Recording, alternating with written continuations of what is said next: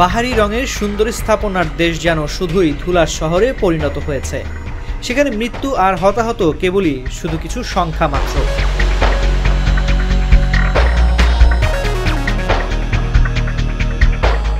800 খ্রিস্টপূর্বাব্দের একটি প্রাচীন বন্দর, একটি মসজিদ যেখানে ছিল অসংখ্য বিরল কিছু পাণ্ডুলিপি, বিশ্বের প্রাচীনতম খ্রিস্টান মঠ, প্রায় 195টি ঐতিহ্যবাহী স্থানের মধ্যে কয়েকটি যা গত 7 অক্টোবর গাজায় ইসরায়েলের যুদ্ধ শুরু হওয়ার পর থেকে ধ্বংস করা হয়েছে।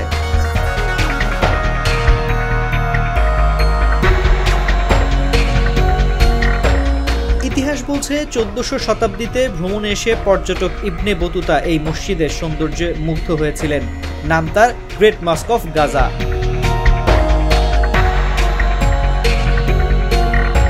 1033 সালের ভয়াবহ ভূমিকম্প, 1260 সালের মোগল আগ্রাসন, এছাড়াও প্রথম বিশ্বযুদ্ধে ব্রিটিশদের ভেঙে গুড়িয়ে দেওয়ার পরেও আবার পুনরুস্থাপন করা হয় ঐতিহাসিক এই মসজিদটি।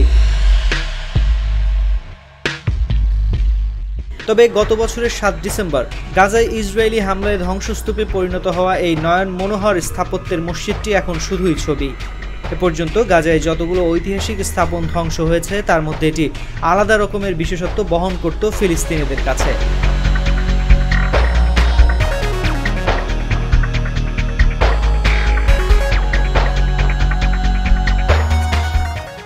ফরাসি ইতিহাসবিদ জাপিয়ের ফিলিবের বলেন, গাজায় শতাব্দীর পর শতাব্দী যুদ্ধ হয়েছে, কিন্তু বর্তমান ইসরায়েলি আগ্রাসনের মতো নয়। এই আগ্রাসনে গাজার ভিটে মাটি ও হাজার বছরের ইতিহাস ধূলিসাৎ করে দিয়েছে ইসরায়েল। ইসরায়েলি বাহিনী গাজার বৃহত্তম ও প্রাচীনতম ওমরি মসজিদ ধ্বংস করেছে।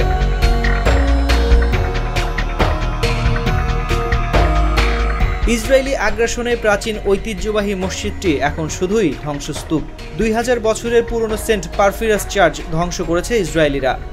5ম শতাব্দীতে তৈরি এ চার্চে শত শত খ্রিস্টান ফিলিস্তিনি নাগরিক আশ্রয় নিয়েছিলেন।